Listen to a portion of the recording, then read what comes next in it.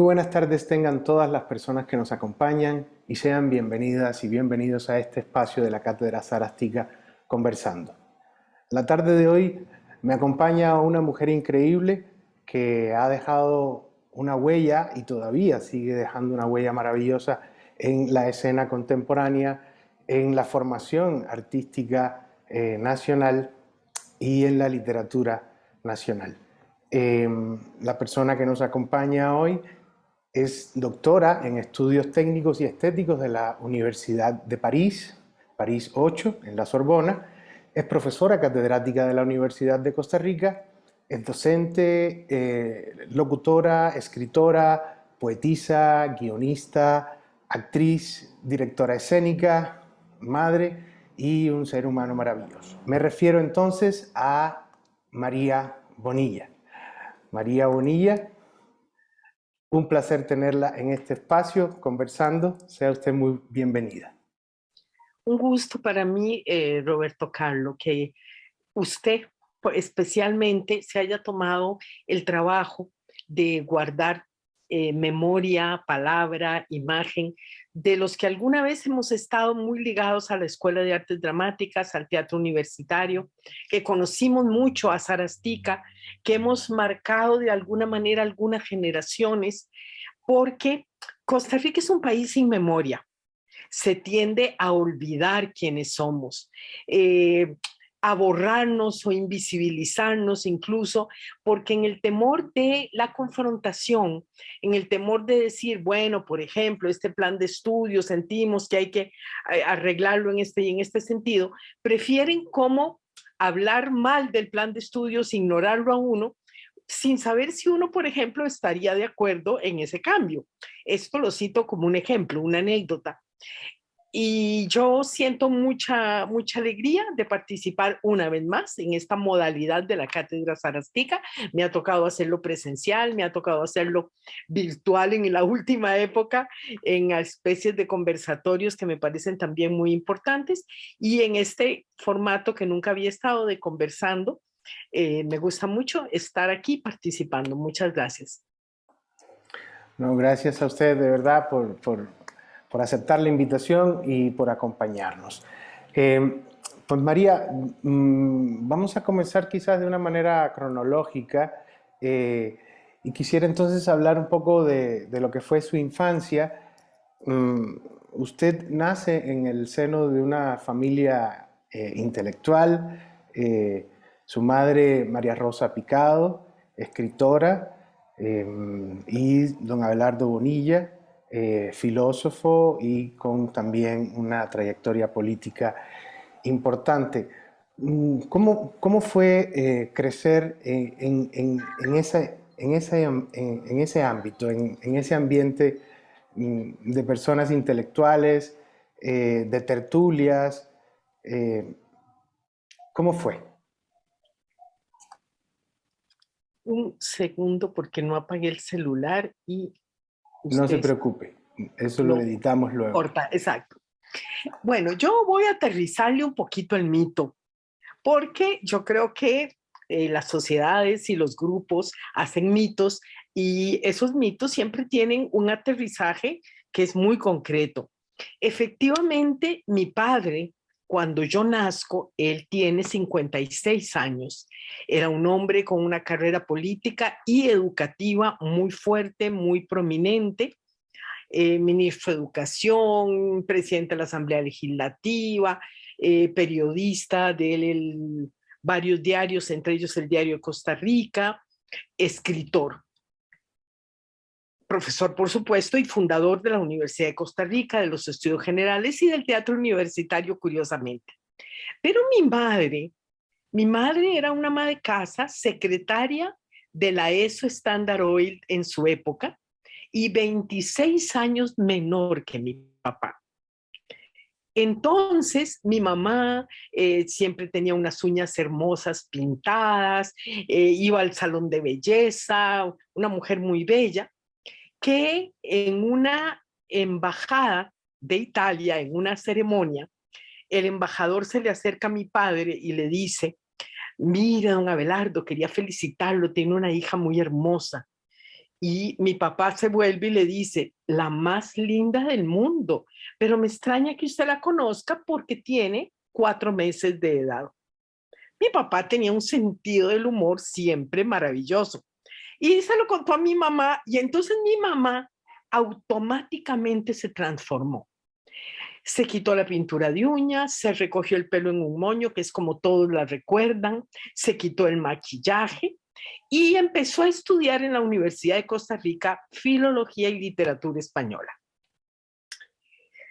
Estudios que nos vinieron muy bien porque mi padre muere cuando yo tengo 14 años, mi hermana 12 y mi hermano 10. Entonces mi madre queda viuda con 3 niños muy pequeños y sin trabajo, porque no estaba habituada más que a trabajar para sus 3 hijos. Cuando yo nací y ellos se pasan y construyen su casa en el barrio Los Yoses, mi mamá cuenta que lo que mi papá ganaba por mes, ganaba 100 colones menos que lo que costaba el préstamo para hacer la casa. Entonces ellos pasaron muchas necesidades al principio que poco a poco fueron alivianándose y a mi madre le cae otra vez un problema muy grande porque, bueno, las pensiones no eran lo que son actualmente y pasan algunos meses antes de que mi madre reciba la pensión de mi papá, por lo cual yo también tengo que trabajar teniendo 14 años y mi mamá entra a la Universidad de Costa Rica con 2 cursos, o sí, creo que 2 cursos, uno de ellos el que tenía mi papá, y pues pasamos algunos niveles, digamos, difíciles, como todo el mundo, tampoco tanto, en el inicio. Sin embargo, yo sí tengo mucha conciencia de que nací en un hogar de un padre de una gran proyección política e intelectual. Por ejemplo, mi papá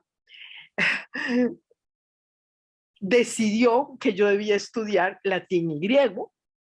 Le habló de una niña de 4 años, ¿verdad?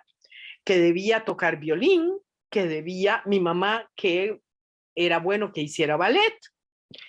Y los cuentos que a mí me contaban para dormir no eran ni la Cenicienta, ni la Bella Durmiente del Bosque, sino que me contaban muy bien contados la Ilíada, la Odisea, la Eneida, el Don Quijote de la Wow. Mancha. Entonces, sí, claro, yo soy una extraña en cuanto al común de la gente con respecto a mi infancia. Cuando mi padre muere, que yo tengo, como le digo, 14 años, descubro, primero no hago ningún duelo, con esto quiero decir no lloro, y descubro algunos años después que olvidé todo lo referente a mi infancia y mi adolescencia. Y cuando digo todo, Roberto, es todo. Y que mi cuerpo sigue haciendo el mismo mecanismo.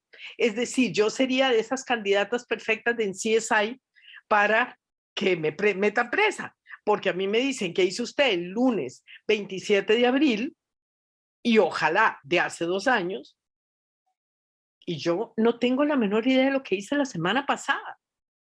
Por supuesto que me acuerdo de pequeñas cosas, pero yo tengo como mecanismo el borrar grandes momentos, grandes pedazos de mi historia, en teoría porque al borrar lo bueno y lo malo no tengo un nivel de pérdida tan fuerte como el que Okay. tuve en el momento de la muerte de mi padre. Duelo que hago a los 40 años cuando empiezo a escribir. Así que, digamos, esa es mi historia hasta mi entrada a la Universidad de Costa Rica. Yo entro teniendo 15 años, de modo que eso también me cumple o sea, tenía un desfasaje muy grande porque cuando yo entro a los 5 años a primer grado, porque ya no me aguantaban en la casa, porque sí siempre he tenido esta energía que tengo hasta el día de hoy, y yo sabía leer y escribir. Entonces me pasan a segundo grado. Entonces así llego a los 15 años a primer año de la universidad. con lo cual además tengo una licenciatura a los 20 y estoy en París a los 21 en un doctorado, a los 23 en un doctorado. Entonces, es cierto que yo he tenido un desfase interesante, importante, entre mi edad cronológica y el mundo académico. Pero pues es un desfase que me permitió tomar la Compañía Nacional de Teatro a los 28 años, cuando recién regreso de París, que me ofrecen la dirección. Vamos vamos ahora mismo a seguir con ese tema, pero hay un dato curioso que yo supe que usted en su infancia tuvo recurrentemente, si pudiéramos decir, alguna formación en ballet o recibió clases de ballet. Em, Estaba la literatura, por lo que había hecho su padre, todo el universo académico, bueno, ahora donde había comenzado también a estudiar su madre, en el ámbito de la literatura, tenemos el ballet. ¿Por qué teatro? O sea, ¿por qué se inclina a estudiar teatro cuando quizás habían otras posibilidades? Yo como alguien muy importante cuyo nombre realmente no recuerdo, dijo, el destino es la manera en la que se ordenan las circunstancias. Yo creo eso firmemente. Bueno, yo sí bailo en el Teatro Nacional un solo a los 6 años, claro, un solo de 5 o 6 minutos, y bueno, toco violín, realmente toco incluso hasta la sonata de Kreutzer, y llego a los 11 años. Y a los 11 años se me declara la enfermedad de Charcot, una enfermedad hereditaria, mi padre la tenía, congénita, incurable y degenerativa. Esa enfermedad no me permitía a mí ni ser violinista ni ser bailarina de ballet. Entonces yo tengo que tomar una decisión muy fuerte y yo creo que o algún ángel tenía desde ese momento y lo tengo todavía, me dijo teatro, lo cual es absurdo, Roberto, porque con mi diagnóstico tampoco teatro podía hacer. Pero yo dije, no importa, yo estudio teatro. Pero bueno, ya le digo, a los 11 años. Mi padre tenía muchísima dificultad para caminar, no solamente por la enfermedad, sino porque como él nació en 1898, y esto siempre es muy curioso porque hace 2 siglos nació, mi Sí. padre cumpliría este año 124 años, lo cual pues sí también es un poco asombroso. Eh, Cuando lo operan en Cartago, que él tenía 12, 13 años, por error le cortan los tendones de Aquiles.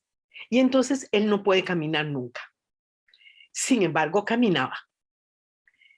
Y esa es una lección que yo vi de muy chiquita.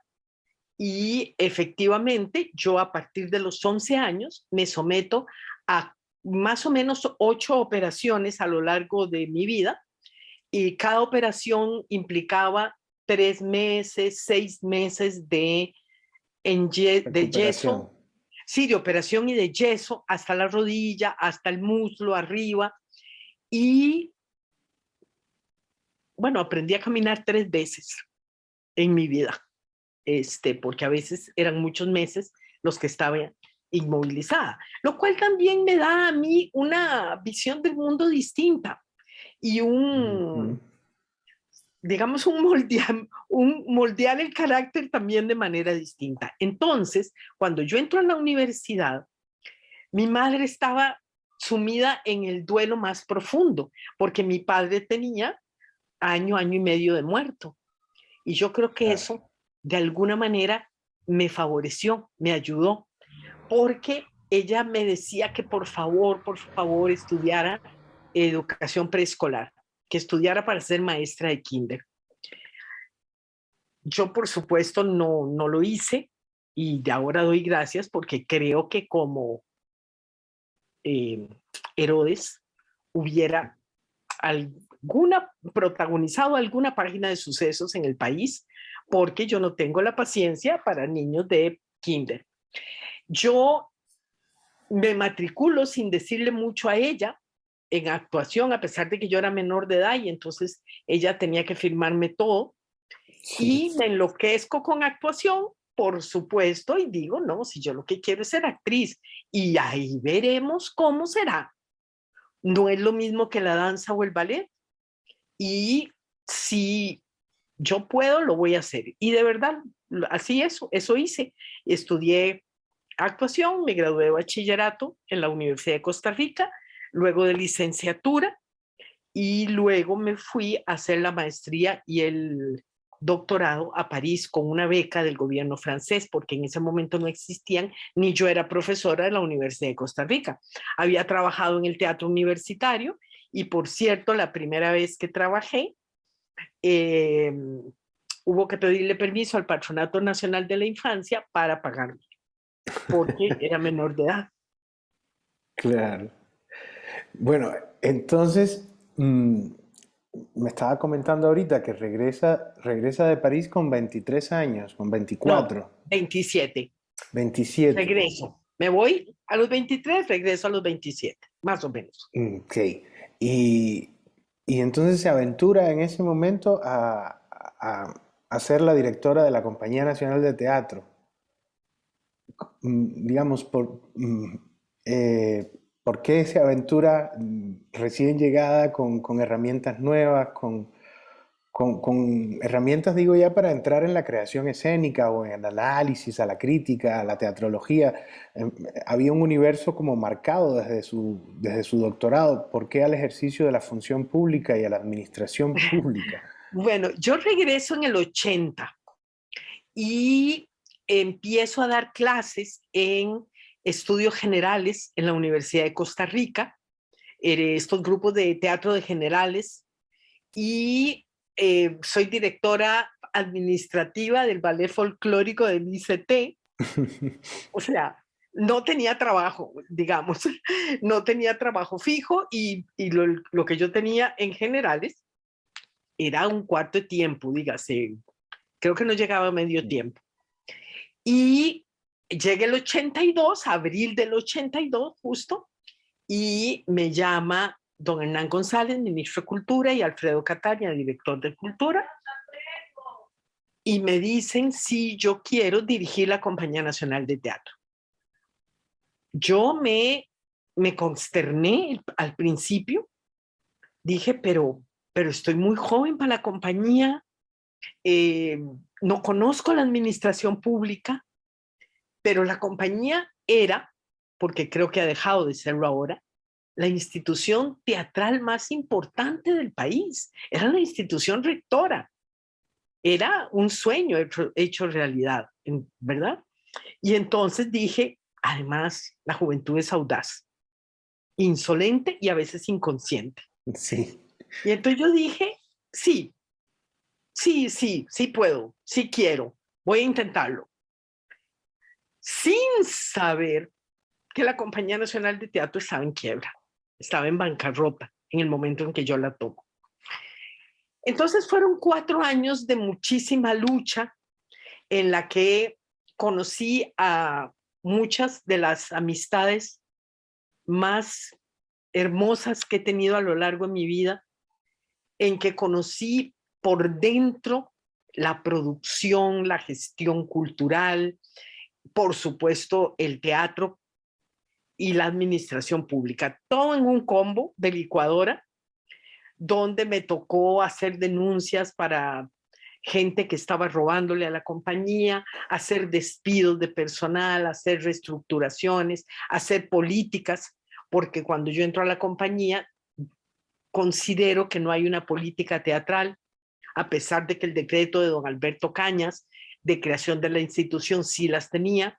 Entonces yo hago unas políticas culturales, me planteo una serie de cosas, incluso negocio FERCOR, lo que fue FERCOR, es decir, la aduana, como sede de la Compañía Nacional de Teatro, le pago los planos a Rolando Barahona y, digamos, dejo el teatro iniciado, que luego viene el gobierno que sigue, que me echa a mí, echa al elenco estable y le entrega la aduana a Fercori por 12 años.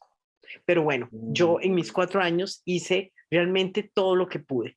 Y para mí el recuerdo de la institución fue un recuerdo muy poderoso en mi vida.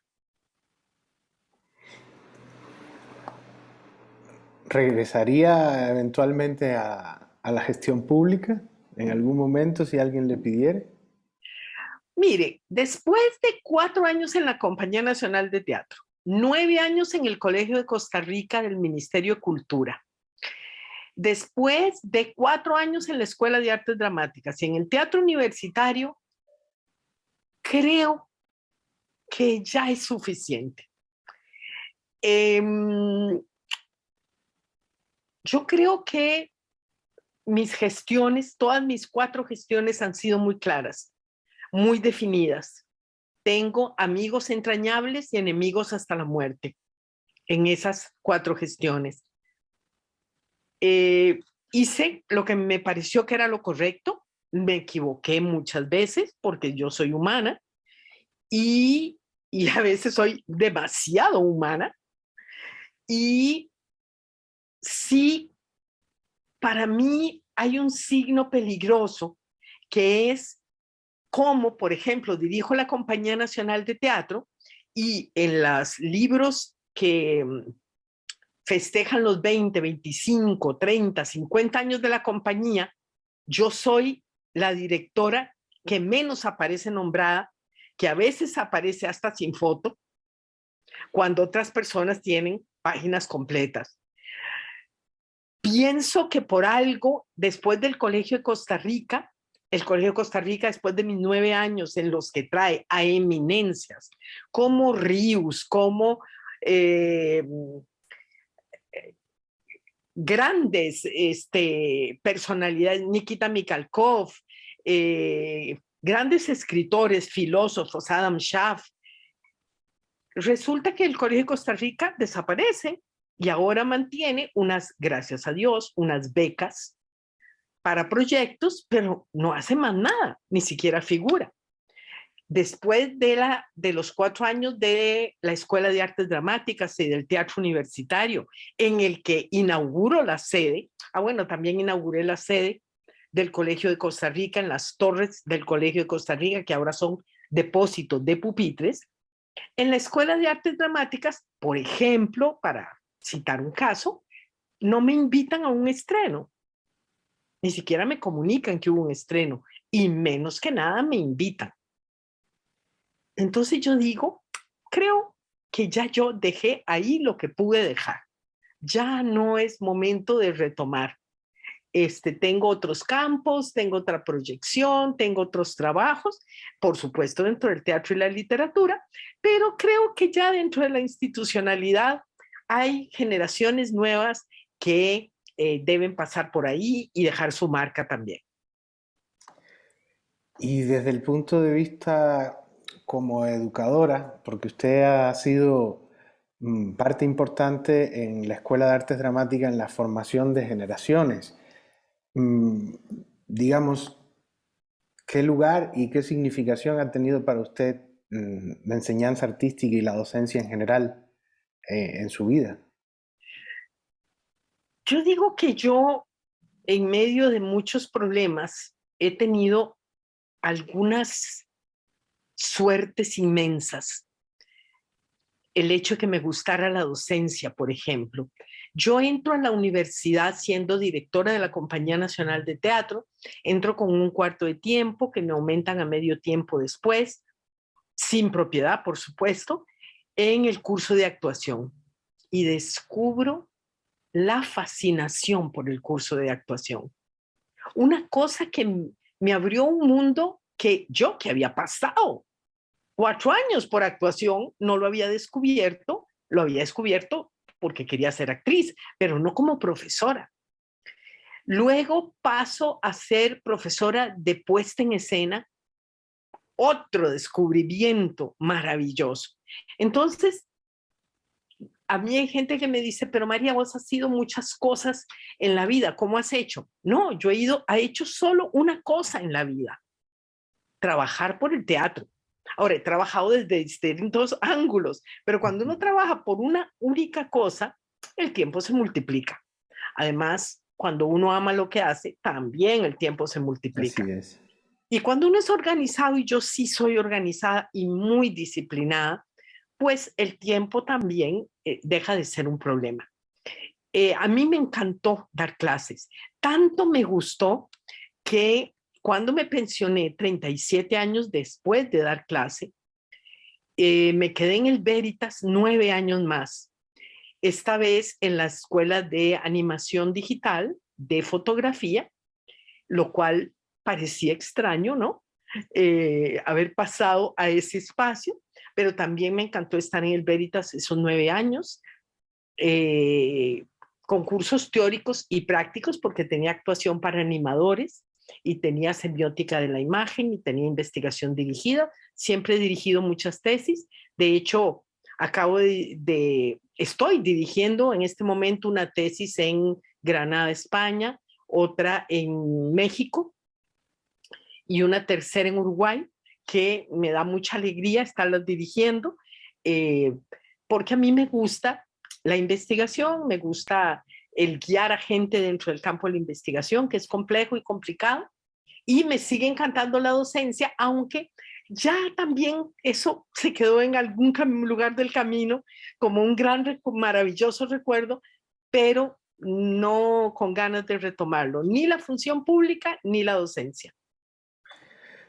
María, en cuanto al ámbito creativo, usted ha incursionado en diferentes espacios, ya lo decíamos, en la novela, en la poesía, en el teatro. Digamos que en el teatro comparte a veces la escena, la dirección de esa escena y la creación del texto dramático, o en ocasiones la dramaturgia escénica que va creando a partir de una idea. Ahora, la relación entre teatro y literatura, ¿cómo usted la establece en el proceso creativo?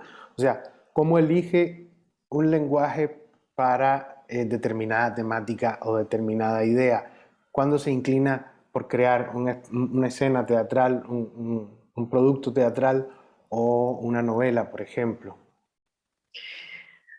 Bueno, yo creo que el reto más grande de cualquier artista en cualquier campo es la búsqueda del lenguaje. Un lenguaje que sea propio, un lenguaje que sea original, un lenguaje que aporte algo, porque los temas, pues ya los griegos los trataron todos.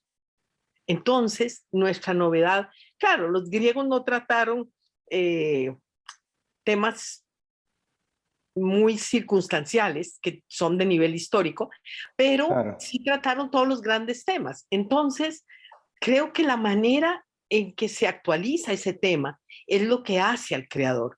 Como si ya se escribieron sobre los celos, se encuentra una manera distinta de hablar sobre los celos, contextualizada, actualizada, tomando el punto de vista de diversos aspectos que antes no existían.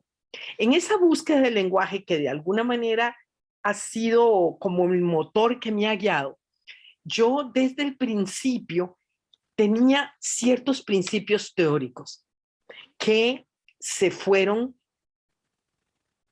madurando, creciendo y encontrando su lado concreto en la práctica. Por ejemplo, que el actor es el centro del espectáculo, que el centro no soy yo el director, sino que es el actor, que el teatro es una unidad estética, ideológica y ética, en la cual es un trabajo efímero, colectivo, de director o directores, actor o actores, autor o autores, diseñadores del espacio escénico y público.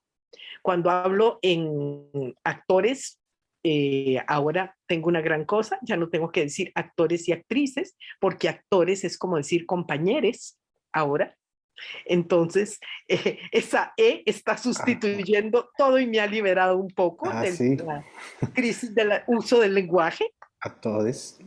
Actores, directores y diseñadores del espacio escénico y público. Y además me ha interesado muchísimo porque por mi formación, por mi propio camino, de estar tan cerca del movimiento, ballet, danza y de la música, el violín, a mí me ha interesado el borrar, el barrer, el difuminar las fronteras entre las artes. Entonces, ahí ha entrado todo. Ha entrado el arte y ha entrado la literatura. Es decir, espectáculos con fragmentos de narrativa, con poesía, con frases de ensayos y con, obviamente, la acción dramática, que es lo que es la esencia del teatro. Me ha interesado mucho hacer e incorporar mimo, danza, flamenco, música en vivo, actrices que bailan y que cantan, bailarinas que hacen pedazos de acción dramática. Entonces, digamos, yo he resultado con un lenguaje que es multicultural, multiétnico, multidisciplinario, que es, digamos, a lo largo de un camino que es el que me interesa más. Ahora, en mí las cosas nacen como ellas deciden nacer. Yo no me planteo, ahora voy a hacer una novela sobre los desaparecidos. No, yo estoy en un hotel en París, sapeando porque tenía un jet lag brutal, estaba trabajando, tenía un mes para trabajar ahí, y estoy sapeando con la televisión y veo un documental de Radio y Televisión Española sobre Agustín Penón, que se llamaba La maleta de Penón. Y entonces yo veo y digo, ¿cómo Agustín Penón? Pero si ese, yo lo conozco, es hermano de Margarita, mi amiga. Es más, lo conocía. Pero qué raro, no coinciden las fechas, pensé. Y me interesó muchísimo que un tico hispano gringo fuera el primero y el único que hubiera logrado el acta de defunción de Lorca. Yo vuelvo de trabajar a Costa Rica, hablo con Margarita y me dice, María, sí, pero no es mi hermano, es mi tío abuelo. Y claro, vení, yo te enseño la maleta y te enseño todos los documentos de Agustín. Y ahí oigo yo toda la historia. Entonces yo decido escribir una novela sobre Agustín Penón.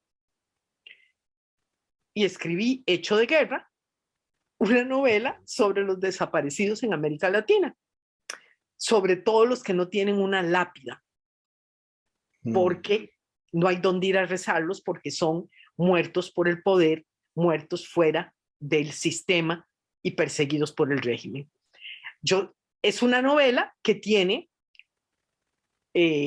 oraciones, que tiene poesías, que tiene Día de Muertos, que tiene, o sea, y así es todo, es decir, escribo novelas con escenas de teatro incorporadas, con poesías incorporadas, con recetas, con oraciones, y hago dramaturgias escénicas como El silencio roto, que tiene movimiento físico, tiene teatro, tiene, porque están los 5 monólogos de las mujeres de Shakespeare, tiene frases de Foucault, de Zizek, de Eco, que son frases de ensayos insertadas. Entonces, en este momento, yo tengo un combo de lenguaje y cada producto que hago va guiado por lo que yo quiero decir y por cómo lo quiero decir, sin decidir, no, es novela. Tengo un amigo que dice, pero María, vos no escribís poesía, vos escribís poesía novelada y tampoco escribís novela, escribís como lenguaje poético, o sea, estafás al público porque los vendés como novelas y como poemarios y no son. Yo dije, bueno, no lo estafo al público, el público es libre, si no le gusta, de como cualquier libro, a mí no me gusta Vargas Llosa y he comprado los libros de Vargas Llosa, o sea, no considero que esté estafando a nadie. A mí me salen así. Ahora, sí, la gente dice que yo escribo teatro, no. Esa es la única aclaración que hago siempre, no soy dramaturga, soy dramaturga escénica. Yo hago adaptaciones de textos, como De cuyo nombre no puedo olvidarme, en la que es una adaptación de Aldonza Lorenzo. Yo soy aquella a la que llamaron Antígona, sobre el Ofelia y personaje de Hamlet. Antígona. Ofelia y Hamlet, sobre el personaje, digamos, la historia de Hamlet desde la mirada de Ofelia. Y hago las dramaturgias escénicas como Silencio Roto y como todas las que he hecho, en las que sí parto siempre de textos teatrales o poéticos. Preexistentes, digamos. Exacto, existentes, porque yo no siento que pueda escribir teatro. Lo he probado. Y conociendo la acción dramática tan profundamente como la conozco desde la escena, no soy capaz de escribirla. Y eso es un misterio que creo que morirá conmigo porque ya no lo logré resolver. Así que dramaturga no soy. Sin embargo, soy una defensora y una apasionada de la dramaturgia. Por eso, en la revista Escena publiqué textos teatrales, luego fundé Tinta en Serie, luego en Estucurú y con la editorial de Boca del Monte de la Municipalidad de San José, estoy promoviendo la publicación de teatro. Por eso he puesto en escena todo lo que he podido de dramaturgia costarricense, porque yo creo que es lo que le da identidad a un país y lo defenderé todo lo que pueda.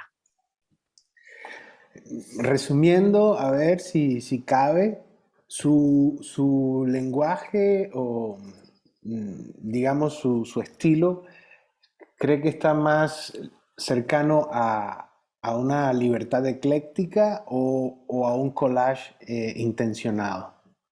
Tu mujer, a quien le agradezco infinitamente que me haya dedicado su maestría, en el sentido de que es la primera y por el momento única investigación de maestría en el país sobre mí, sobre mis creaciones, habla del collage.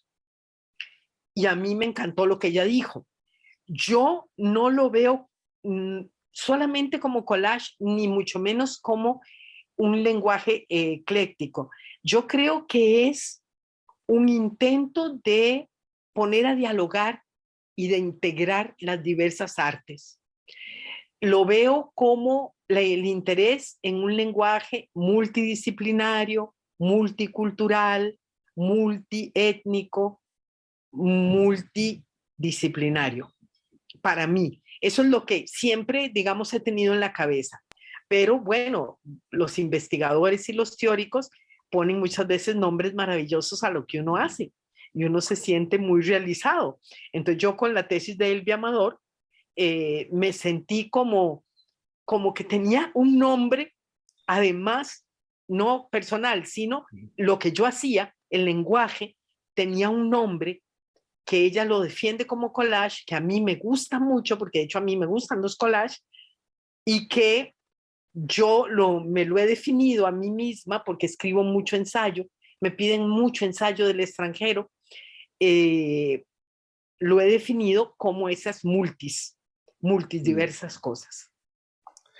Bueno, hablando de las etiquetas y de los comentarios de los críticos, vamos a devolvernos un poquito y voy a leer algo que salió publicado en La República hace ya años. Dice, hace 13 años María Bonilla resucitó con envidiable éxito la primera obra teatral costarricense del siglo XX, Magdalena, de Ricardo Fernández Guardia. Y esa magnífica labor la reanuda ahora que la Compañía Nacional de Teatro le confía el montaje de Aguas Negras, la pieza maldita del dramaturgo maldito Alfredo Castro. No hay duda que la inteligente directora ha acertado plenamente. Alberto Cañas, La República Costa Rica. Esto es una obra que usted monta con la compañía en 1998, Aguas Negras, pero que además de alguna forma tiene un vínculo muy fuerte este texto con usted a nivel familiar. Y quisiera que nos hable un poquito de lo que fue la experiencia de Magdalena, que es uno de sus primeros montajes profesionales, asumo, viendo Primero, el primero, que fue de mucho éxito, y luego en el 98 con Aguas Negras. ¿Cómo fue este impacto en la escena con una obra maldita, como diría, parafraseando a Beto Cañas? Bueno, Magdalena es un hito en mi historia por diversas razones. Yo estoy dirigiendo la Compañía Nacional de Teatro, tengo un director invitado, nunca había dirigido, solo había actuado, y el director me dice, María, faltaban 3 semanas para estrenar, María, tengo que irme de viaje, tengo un negocio muy importante, y ahí dejo el montaje, era La Fierecilla Domada de Shakespeare, por favor, usted termínelo. Yo dije, jamás lo voy a terminar. Además que La Fierecilla Domada no es mi texto ni mi tema. Todo lo contrario. Entonces dije, ¿qué hago? ¿Qué hago? ¿Qué hago? Mi ex marido, actor, director, profesor de expresión corporal, Stoyan Mladic, me dice, María, vos no estudiaste en artes dramáticas 6 cursos de dirección. Vos podés dirigirla. Yo dije, pues sí, yo puedo dirigir. Es decir, yo tengo los conceptos teóricos para dirigir. Tengo la formación. Nunca he dirigido. Esto es una emergencia. Son 3 semanas lo que tengo y ni un 5, porque estoy hablándole del 84, la compañía yo la tomo en bancarrota y en el 84 todavía no la he estabilizado. La estabilizo en el 86 cuando me voy. Bueno, en el 85 ya, y 86. Y entonces digo, ¿qué hago? Y digo, no, yo me tengo que proteger y además hacer algo en lo que yo creo. Voy a ser Magdalena de Fernández Guardia. Pido los derechos a Irene Solera, que es su nieta. Trabajo el texto, porque efectivamente el tercer acto había que reescribirlo. Con mucha dificultad logro que me lo apruebe la compañía, la junta directiva de la compañía, y empiezo a dirigirla y descubro, porque es creo lo maravilloso conmigo, que soy capaz del asombro, igual que Alicia en el País de las Maravillas, de que cree 5 cosas increíbles antes del desayuno. Bueno, yo soy esa. Yo tengo ese carácter que tiene Alicia. Y dije, pero la dirección es lo más maravilloso que me ha pasado a mí en la vida, tanto como la actuación y la docencia. Y entonces estreno Magdalena, efectivamente, un éxito de locura, porque a la gente le gustaba oír hablar de voz en el escenario y oír de Tres Ríos y oír de las cogedoras de café. Puse música de viva voz y cantares, es decir, Dionisio Cabal, Aurelia Trejo, los hermanos Mena, y resulta ser Emilia Prieto, y resulta pues ser un bombazo a nivel de público y de crítica en ese momento. Luego, la vida me la pone por segunda vez en el camino cuando el Canal 13, con un director joven, Gutiérrez, quiere filmar Magdalena. Y entonces me dice, yo no quiero el texto de Fernández Guardia, quiero su texto. Bueno, a todo esto habíamos publicado el texto de la versión mía y el texto original de Fernández Guardia al lado, para que la gente supiera que en realidad había habido un cambio en la puesta en escena. No de poner textos, pero sí de eliminar y de reescribir textos. Y me toca como asesorar de alguna manera esa filmación que me parece que tenía una función y una importancia. Y luego me la pone por tercera vez en el frente para la inauguración del Teatro Universitario, de la sala del Teatro Universitario. Esto fue en el 2008, en el que la pongo en escena digamos por segunda vez. Quise en mi cabeza reproducir algunas de las cosas exitosas que había tenido la puesta y en realidad no lo logré, porque uno no puede repetir, porque uno mismo está en contra de la repetición y porque tenía un elenco totalmente distinto, hermoso, maravilloso, pero distinto. en edad, en color, en tesitura, en tono, pero entonces la pongo por segunda vez. Esa es mi historia con Magdalena. Con Aguas Negras, la historia es distinta. Un día me cita el director de la Compañía Nacional de Teatro, en donde una vez más había tenido un largo periodo de ostracismo, porque a mí me maldicen y no me llaman nunca a volver a dirigir ciertas cosas, y me dice: María, tengo una oferta para hacer una obra de teatro. Tiene que ser costarricense. No hay presupuesto. Menos de 8 actores. Y tenés un mes para hacerla. Y yo le dije: mira, creo que me la estás proponiendo para que yo diga no. Pero ¿sabes qué? Te jodiste. Porque la respuesta es sí. Y voy a dirigir Aguas Negras. Por supuesto, la junta directiva cayó como condorito para atrás. La de él ya no era la mía. Y entonces empecé al trabajo de adaptación de Aguas Negras, porque Aguas Negras sí tenía muchísimos más problemas que Magdalena. Pero lo hice. Efectivamente, hay una historia familiar ligada a Aguas Negras. Alfredo Castro Fernández escribe Aguas Negras en francés y mi padre y mi madre la traducen del francés al español, porque él es un dramaturgo costarricense educado y criado y vivido en Francia. Entonces él escribía siempre en francés. Es la primera y una de las pocas obras que se dedica a la zona atlántica, a Limón, tan importante para el país y tan importante culturalmente, y pone un Cristo negro y pone una muchacha negra semidesnuda que va amarrada por una cadena de manos del gringo de la Standard Fruit Company. Entonces, cuando mi papá y mi mamá la traducen, la Iglesia Católica los excomulga. Y por cierto, nunca les quitaron la excomunión, ¿verdad? Yo soy hija de excomulgados y me da un gran orgullo. Y yo pongo de nuevo Aguas Negras y es un montaje que recuerdo con una alegría enorme, porque una cosa que yo he logrado, que alguna gente me critica mucho, es que yo trabajo cada vez más con un elenco cercano a mí, en el sentido de que me entiende mi lenguaje y yo los entiendo a ellos, porque he sido profesora en diversos periodos de sus vidas. Entonces sé qué les cuesta, cuáles problemas tienen, qué retos se enfrentan. Entonces fue un elenco maravilloso, realmente maravilloso, y la hicimos en la compañía y tuvo muchísimo éxito. Casi todo ese elenco ha sido en algún momento docente de nuestra escuela.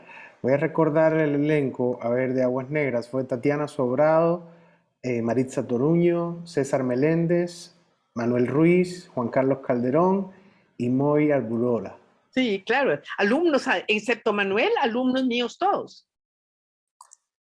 Y todos en algún momento han sido docentes de la escuela. No Claro, sé si César claro. también lo fue. No, César no fue porque No. César no llegó a graduarse de la escuela de Sí. teatro. Fue alumno mío en las actuaciones, pero él no llevaba algunas de las teóricas y no llegó a graduarse, entonces no dio clase ahí, pero sí era Magnífico actor. cercano. Magnífico actor. Sí, magnífico. Hizo un Maravilloso. trabajo además del Cristo Negro maravilloso. Pero usted sabe que mi historia con el teatro costarricense ha sido un poquito escandalosa, porque cuando yo dirigiendo la compañía, no, ya yo no dirigía la Compañía Nacional de Teatro, por suerte, dirigí el Colegio Costa Rica. Y Graciela Moreno me dijo, directora del Teatro Nacional, ¿por qué no hacemos una obra de teatro costarricense en coproducción? Compañía Nacional de Teatro, Teatro Nacional y Teatro Universitario, que fue el inicio de las coproducciones que vinieron después de las 3 instituciones. Yo le dije: me encanta. Me dice: ¿y qué quieres dirigir? Y le digo: pues quiero dirigir el fornicador de Victoria Urbano. Me dice: ¿qué? Le digo: sí, Fornicador de Victoria Urbano. Es una de las dramaturgas clásicas con Daniel Gallego, Samuel Rabinsky, Alberto Cañas, y aquí nadie la conoce. El texto estaba publicado en Estados Unidos, lo mandé a pedir, lo trabajé y estrenamos en el Teatro Nacional con gran éxito y después lo llevamos a la Facultad de Bellas Artes. Y resulta que como era común en el Teatro Nacional, hicimos una gran pancarta afuera que decía El Fornicador. Y entonces Radio Columbia, Radio Monumental, perdón, Radio Monumental hizo un editorial en el que estaban escandalizados y me mandaban quitar esa vulgaridad de la pancarta. Y yo dije, pero ¿cuál vulgaridad? Vulgaridad es si yo digo otra palabra, pero justo el fornicador es lo que la Real Academia Española y lo que la autora escribió, es la palabra correcta. Sí, apropiada, digamos. Apropiada, además. Era una obra muy política porque no tenía nada que ver, por supuesto, con fornicar, sino con los políticos que se cogen al pueblo cada 4 años y abusan de él, porque esa es la terminología en el caso de los políticos. Entonces también fue muy escandalosa y todo el mundo llegó a verla y claro, una obra muy política, entonces causó un poco de vibración no producida por los sismos. Y bueno, si hablamos de, digamos, su trabajo tal vez más internacional o el trabajo que más la ha llevado a trascender fronteras y a compartir escenas en diferentes lugares, quizás sea La mujer que cayó del cielo. Sí. A mí me dijo un gitano calé que yo tenía lo que se llama cola de golondrina en el nivel astrológico. Yo me reí mucho hasta el momento en que descubrí que con todos mis espectáculos, si hayan sido dirigidos por mí o no, pero que yo estuviera involucrada, siempre salían viajes. Como Semilla Coyol, yo era directora de la Compañía Nacional de Teatro, la directora del espectáculo era Eugenia Chaverri. A mí me tocó sustituir a 3 de las 4 personajes femeninos y fui a Los Ángeles, fui a Puerto Rico. Luego, con Barriendo Sombras, fui a Estados Unidos, fui a México, fui a Puerto Rico también, con Desde este extraño lugar, a Cuba, y finalmente llegó La mujer que cayó del cielo. Con La mujer que cayó del cielo se dio un fenómeno muy alucinante. Cuando yo se la oí por primera vez a Víctor Hugo Rascón-Band, el autor, yo dije, yo quiero hacer esta obra, pero la quería hacer como actriz. Una india tarahumara, prisionera, medicada durante 12 años, con secuelas físicas de la medicación. Yo dije, yo la quiero hacer, y me la traje a Costa Rica y se la propuse a 2 o 3 directores. Y los 2 o 3 directores fueron desafortunados en sus comentarios. Por ejemplo, pero María, habría que entonces traducir el tarahumara. Y yo dije, pero entonces no entendieron la obra. Pero María, una obra en 3 lenguas. No estoy segura de que eso, además, una india tarahumara, nadie conoce los tarahumaras en México, en Costa Rica, son el norte de México.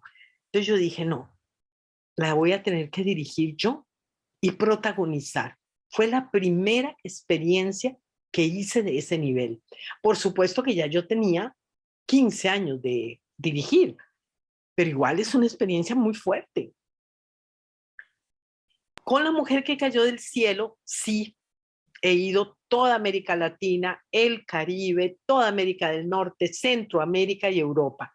Y es un fenómeno de obra porque las veces que he tenido temor, digamos, de ir a entenderse la obra, como en Costa Rica, fue el éxito en Costa Rica, en el Cono Sur, los chilenos, cuando dimos la función en Chile, dimos 6 funciones en Chile, la gente subía al escenario y decía, esos son los mapuches para nosotros.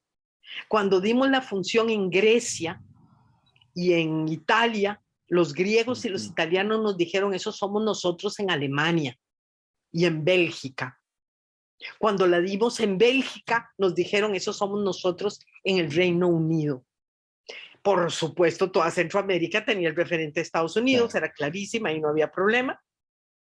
Entonces ha sido una obra que nos ha demostrado al equipo que ha estado involucrado, un equipo amoroso y cercano que cambió con los años un poco, porque la obra se mantuvo en cartelera 10 años, nos demostró que en el teatro no hay barreras lingüísticas, no hay barreras ideológicas, que son espacios de diálogo, de debate de los problemas más importantes de los seres humanos en la contemporaneidad. Y nos dio muchísimas satisfacciones. Ahorita mencionaba a Víctor Hugo. ¿Cuál fue su relación con México? Usted estuvo involucrada, ha estado invitada en diferentes universidades. Ahorita mencionaba que está trabajando de manera activa en la asistencia o en la guía de trabajos de investigación, pero ha sido profesora invitada en varias universidades de los Estados Unidos, de México. Sin embargo, ha habido dentro de su trabajo una referencia fuerte a México y sobre todo algún vínculo con la dramaturgia mexicana. Sí, sí, es cierto. Yo he ido unas 120 veces a México, aunque le parezca mentira, no es una exageración, es un dato. De Víctor Hugo Rascón, por ejemplo, puse en escena Mujeres que beben vodka, puse en escena La isla de la pasión, La mujer que cayó del cielo, y a los niños de Morelia. He dado clases en el Instituto 17, en la Universidad de Anáhuac, en la editorial Siglo XXI de un seminario sobre Hamlet. He estado vinculada como actriz, como directora, he presentado mis libros allá, gané un premio internacional latinoamericano de novela, Calvimontes y Calvimontes, en el 2015 con una novela mía. Y toda mi literatura, toda, está llena de referencias a México. Eso es por muchas razones. Creo que hay razones históricas y kármicas. Creo que el vínculo de Costa Rica con México es un vínculo que se remonta al siglo pasado y del cual ya dieron mejor cuenta que yo, Yolanda Oriamuno, Eunice Odio, Chabela Vargas, Correcto. ¿verdad? Para Sí. citar unas cuantas nomás. Y que en mi caso también estuvo muy ligada con el amor, con la amistad, con la comunión de ideas. Tengo amigos entrañables en México que viven aún y que ya no están con nosotros. Y tengo experiencias incluso divertidas, medio tragicómicas.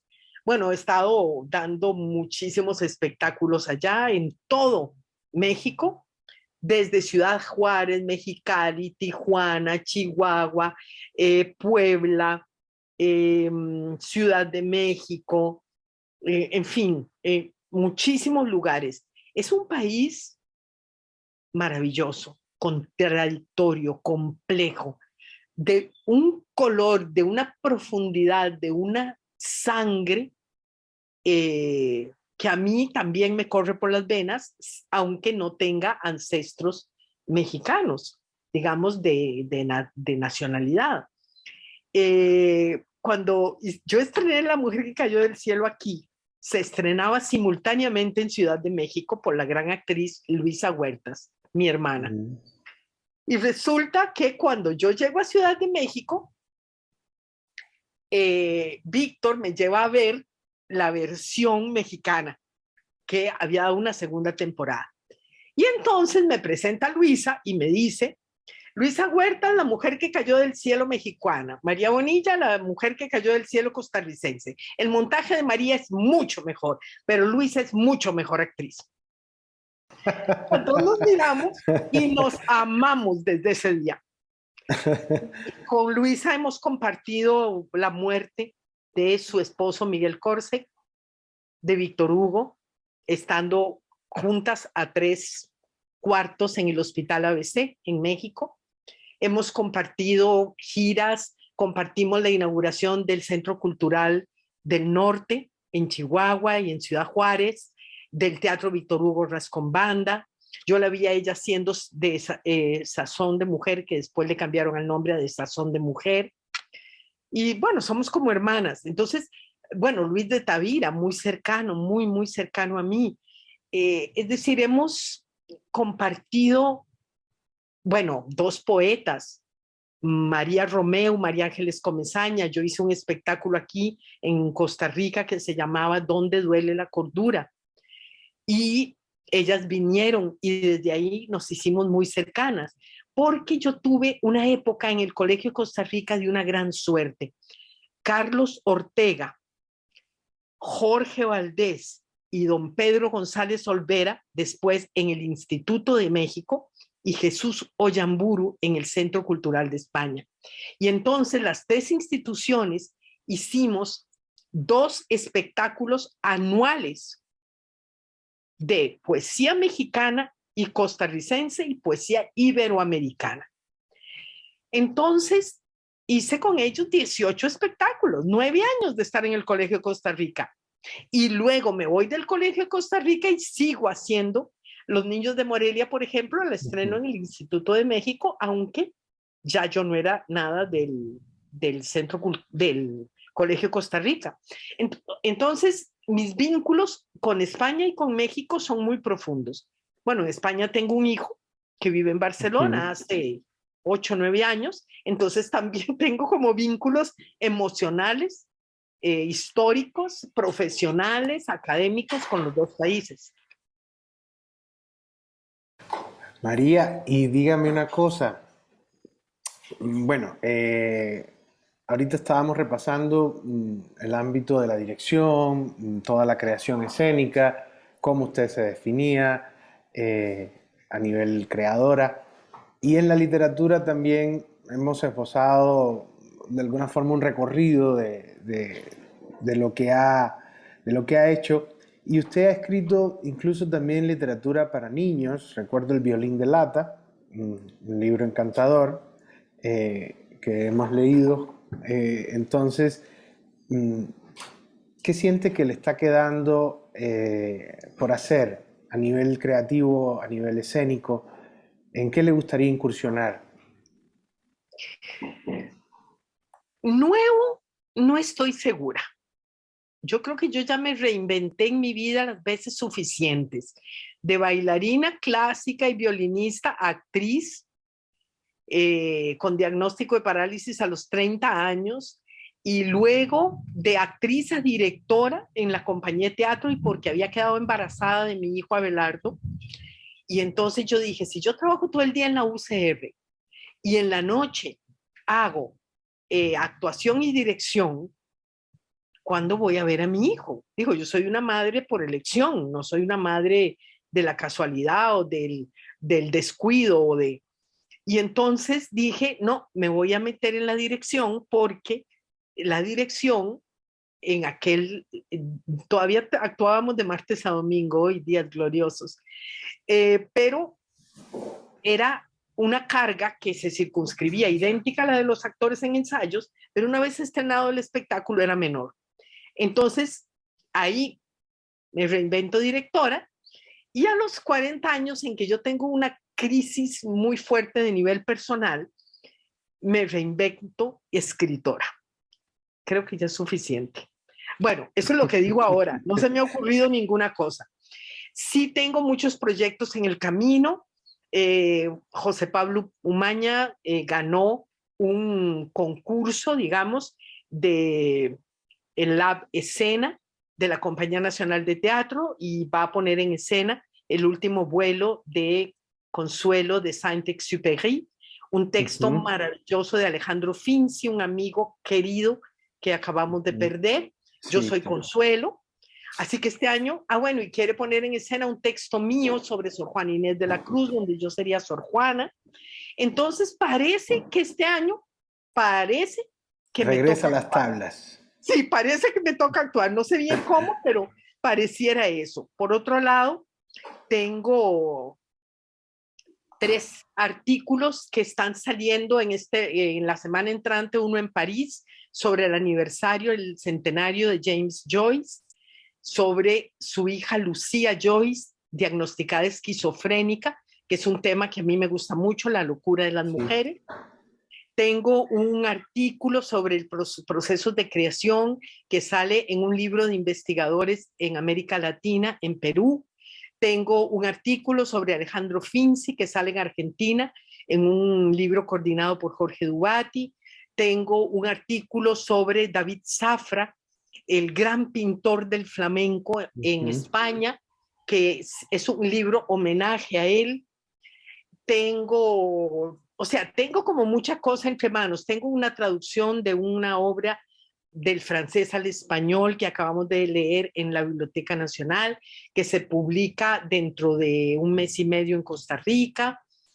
Tengo 2 libros de, mm, no sé ya decir qué género, tengo miedo de decir el género, son libros de experimentación, como algunos, porque me ha interesado experimentar, Experimentación literaria. no solo en literaria, sino en formato. Yo tengo libros en cajita, libros en biombo que se abren, Uh-huh. libros que se cuelgan, porque yo tengo eso del teatro, yo lo necesito tridimensional, porque es mi formación. Entonces, esa experimentación la he llevado un poco al formato de los libros también, porque eso me interesa hacerlo. Y tengo una cosa que me hace una gran ilusión, el congreso del aniversario de Víctor Hugo Rascón, que voy a hacer una conferencia teatralizada y un congreso sobre el aniversario de Agustín Penón y Marta Osorio en Granada, en la Huerta de San Vicente, en la Casa de Lorca y en la Universidad de Granada, en que voy a hablar de hecho de guerra, y es una conferencia teatralizada. Eso es algo que yo Bien. invento, porque yo lo invento, como inventé la utilización de proyección multimedia en teatro, porque ahora todo el mundo lo usa, pero yo fui la primera que lo usé en Costa Rica, por supuesto, en el mundo, todo el mundo lo ha usado. Que hago una conferencia en la que estoy hablando y me levanto y se transforma en un espacio teatral donde hay un texto poético, hay actuación, hay música, hay fotografía proyectada, y yo vuelvo y sigo la conferencia y me vuelvo a levantar. Yo les llamo conferencias teatralizadas. La primera la hice en el Instituto 17 en México, en Ciudad de México, en el 2017, en una combinación con la maestría de teoría psicoanalítica, en la que yo he dado varios cursos. Y ahora la quiero repetir en México con la dramaturgia de Víctor Hugo y en Granada con la dramaturgia mía, no, con la novela mía, con mi narración sobre hecho de guerra. Entonces, bueno, en el 2022 espero, y creo que no voy a inventar nada más. Espero. Este, Digamos que tiene una apretada agenda de trabajo. sí, Maravilloso, maravilloso contarlo y más maravilloso va a ser experimentar todo eso. Entonces le deseo de verdad muchísimos éxitos y mucha mierda, como decimos en sus espectáculos teatrales. María, de verdad muchísimas gracias por este espacio, por compartir con nosotros.